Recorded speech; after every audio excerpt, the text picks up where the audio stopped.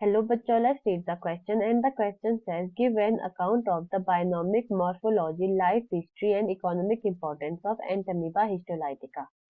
इस क्वेश्चन में हमसे कहा गया है कि हमें एंटमीबा हिस्टोलाइटिका के बायोनॉमिक्स, मॉर्फोलॉजी, लाइफ हिस्ट्री और इकोनॉमिक्स इंपॉर्टेंस को बताना है।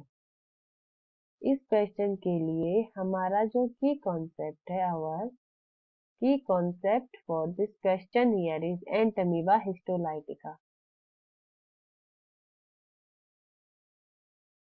Entamoeba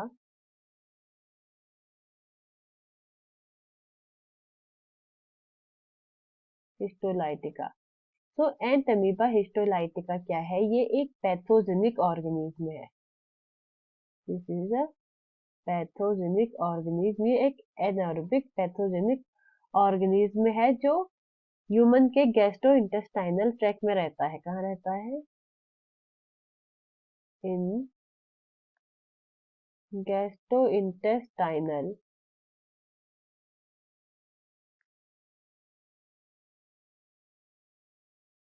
tract of human. ये ह्यूमन के गैस्ट्रोइंटेस्टाइनल ट्रैक्ट में रहता है और ये ह्यूमन में अमीबाइसिस नाम की डिजीज कॉज करता है।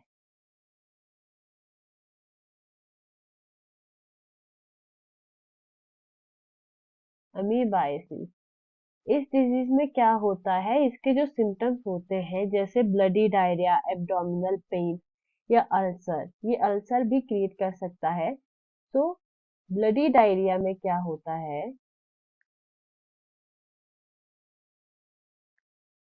इसमें जो, क्योंकि ये ह्यूमन के गैस्ट्रोइंटेस्टाइनल ट्रैक्ट में रहता है तो ये इसकी इंटेस्टाइनल म्यूकोसा को इन्वेड कर देता है, जिसकी वजह से स्टूल में ब्लड एंड म्यूकस देखने को मिलता है। Let's see the morphology of Entamoeba histolytica.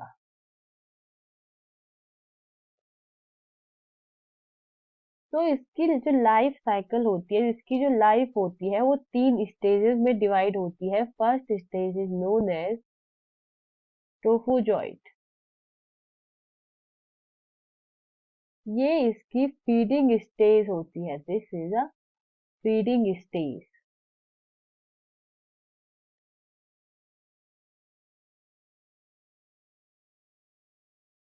Feeding stage होती है और ये एक पैथोजेनिक स्टेज होती है इसके लाइफ की। ऑल्सो अ पैथोजेनिक स्टेज, मतलब इस स्टेज में ये डिजीज कॉज करता है और ये इसके लाइफ की सबसे एक्टिव स्टेज होती है। Active stage. इसमें जो ऑर्गेनिज्म का शेप होता है वो बदलता रहता है, तो शेप फिक्स नहीं होता है। दिस, हम इसका एक रफ डायग्राम बनाने की कोशिश करेंगे कि इसका शेप कैसा होता है, क्योंकि शेप चेंज होता रहता है तो हम कोई फिक्स डायग्राम नहीं बना सकते हैं। इनमें मोनोपोडाइल लोकोमोशन होता है, मतलब सिर्फ एक ट्रू सूडोपोड पाया जाता है। सूडोपोड पाया जाता है। दिस इज इंडोसोम और दिस इज फूड वैक्यूल। इनका जो फूड वैक्यूल होता है वो फूड मटेरियल या आरबीसी से फिल्ड हो सकता है। This is nucleus.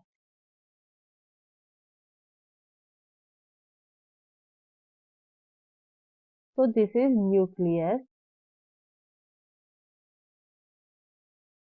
जो इनकी सेकेंड स्टेज होती है लाइफ की, second stage is known as precyst stage. Precyst stage ये इनकी लाइफ की ऐसी स्टेज होती है जिसे इंटरमीडिएट स्टेज कहा जाता है, नोन एज इंटरमीडिएट स्टेज।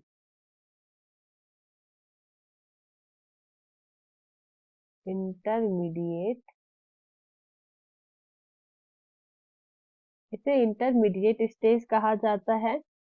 और इसका जो साइज होता है वो राउंड होता है, जो सॉरी जो शेप होता है वो राउंड शेप्ड होता है। और इसका जो साइज होता है वो 10 to 20 म्यू होता है। Size 10 to 20 mu. और इनमें फूड मटीरियल, इनका जो इंडोप्लाज्म होता है उसमें आरबीसी या फूड मटेरियल नहीं पाया जाता है। No RBC and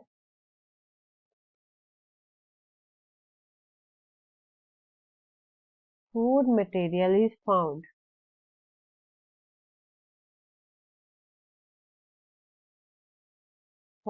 in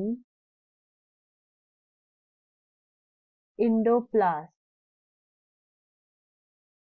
third जो स्टेज होती है उसे कहा जाता है cyst stage.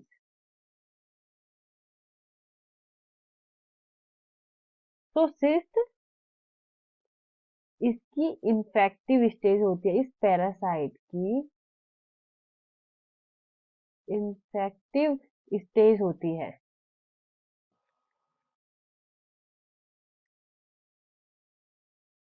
Infective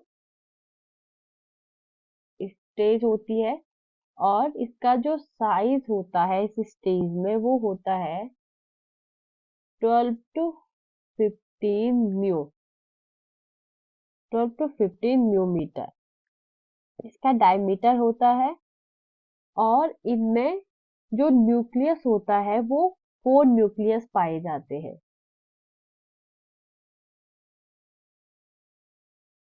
4 nuclei found.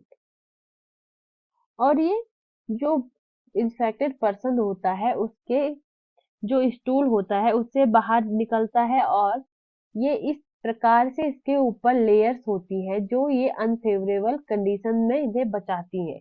Let's see the life cycle of Entamoeba histolytica.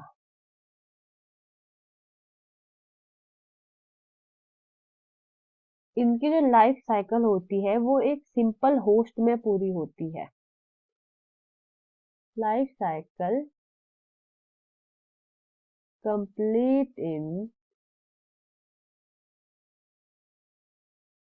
Single host. तो जब एक मैच्योर सिस्ट ह्यूमन में प्रवेश करता है उसके ओरल फेकल ओरल रूट से, मतलब उसके माउथ से। तो फर्स्ट क्या होता है,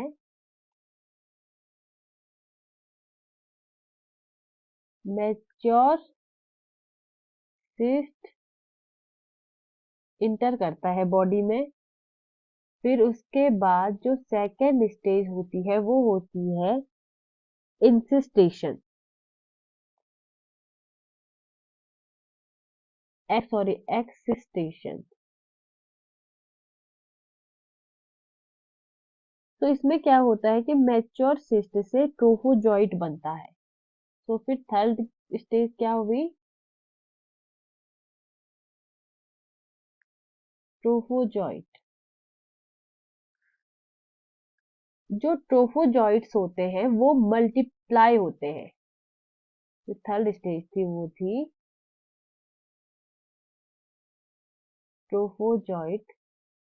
तो ट्रोफोजॉइट मल्टीप्लाई करते हैं, मल्टीप्लिकेशन करते हैं। और ये मल्टीप्लिकेशन करके दो स्टेजेस में प्रवेश कर सकते हैं। या तो ये वापस ट्रोफोजॉइट बना सकते हैं, वापस ट्रोफोजॉइट बना सकते हैं, या फिर सिस्ट बना सकते हैं। और जो सिस्ट होता है वो वापस बॉडी से बाहर निकलता है फेसिस के रूप में, और वापस ह्यूमन की बॉडी में प्रवेश करता है। और फिर वापस यही साइकिल शुरू हो जाती है। Let's see the economical importance.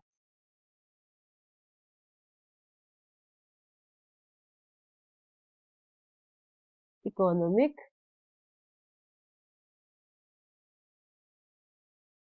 importance. तो अगर इकोनॉमिक इम्पोर्टेंस की बात की जाए तो ये हमारी इकोनॉमी पर नेगेटिव इम्पैक्ट डालता है, ये पॉजिटिव नहीं, नेगेटिव इम्पैक्ट डालता है, क्योंकि इनसे जो डिजीज कॉज होती है उसे कहा जाता है अमीबाइसिस, जिसकी वजह से per year around thousands of people hospitalize होते हैं और उनकी जो इकोनॉमी है वो रिडक्ट होती है, मतलब हॉस्पिटलाइज ट्रीटमेंट से उनका जो इनकम होती है, जो उनकी इकोनॉमी होती है वो रिडक्ट होती है। सो ये कैसा आउटपुट देता है, ये रिड्यूस्ड इकोनॉमिक आउटपुट देता है, रिड्यूस्ड